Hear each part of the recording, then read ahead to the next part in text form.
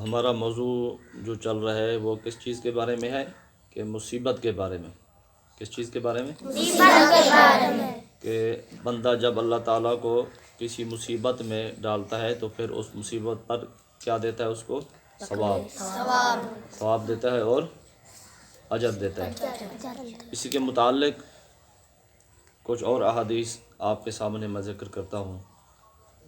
عن الحسن رضی اللہ تعالیٰ عنہ قال، حضرت حسن رضی اللہ تعالیٰ عنہ نبی پاک صلی اللہ علیہ وسلم کا ارشاد نقل کرتے ہیں کہ ان اللہ لا یکفر عن المؤمن خطایاہ کلہا بحمى لیلۃ، کہ اللہ تعالیٰ بندے کے ایک رات کے بخار کے بدلے، کس کے بدلے؟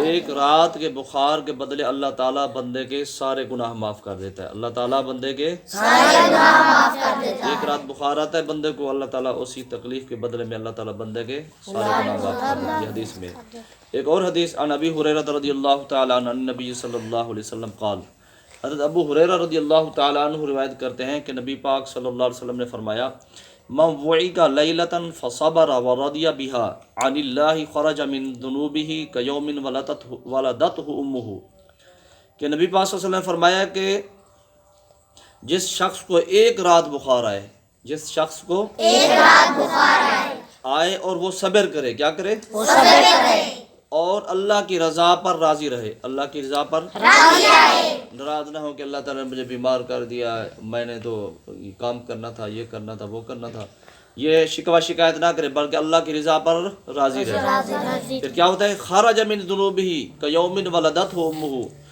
تو گناہوں سے وہ ایسے پاک ہو جاتا ہے، ایسے خارج ہو جاتا ہے جیسے اس کی ماں نے اس کو آج پیدا کیا ہے.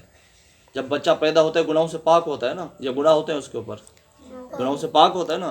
تو یہ بندہ بھی جب اس کو ایک رات بخار آئے اور یہ صبر کرے، اللہ کی رضا پر راضی رہے، تو کیا ہوتا ہے؟ گناہوں سے ایسے پاک ہو جاتا ہے جیسے آج ماں کے پیٹ سے پیدا ہوا ہے. سمجھ آئی؟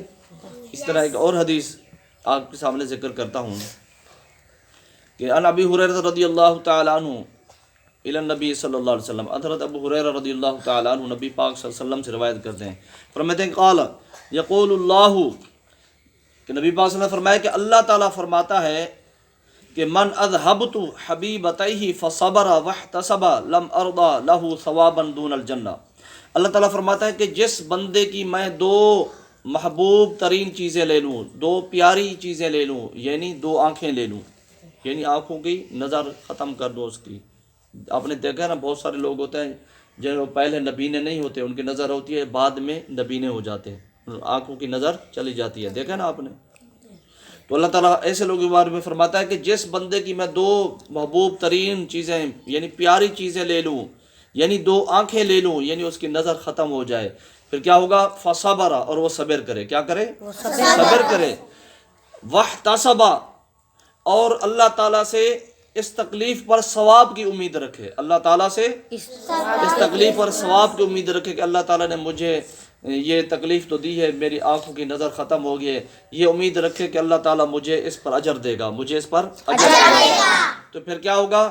اللہ تعالیٰ فرماتا ہے کہ لم ارض له ثوابا دون الجنہ، اللہ تعالیٰ فرماتا ہے تو میں اس کے لیے جنت سے کم بدلے پر راضی نہیں ہوں گا، میں اس کے لیے جنت سے کم بدلے پر راضی نہیں ہوں گا، یعنی اس کو جنت ہی عطا کروں گا، اس سے کوئی اور کم بدلہ نہیں دوں گا.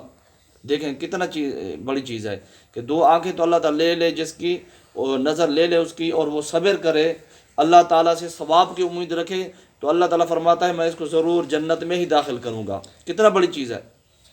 تکلیف تو آئی دنیا میں، دنیا کی زندگی تو پھر بھی کٹ جاتی ہے نا، چند دن تکلیف آ گئی تو کٹ گئی زندگی، لیکن اس کے بعد کیا ہوگا؟ اللہ تعالیٰ اس کو جنت میں داخل کرے گا. اللہ تعالیٰ سے دعا ہے کہ ہمیں بھی اپنی تکالیف اور پریشانیوں میں صبر کی توفیق عطا فرمائے.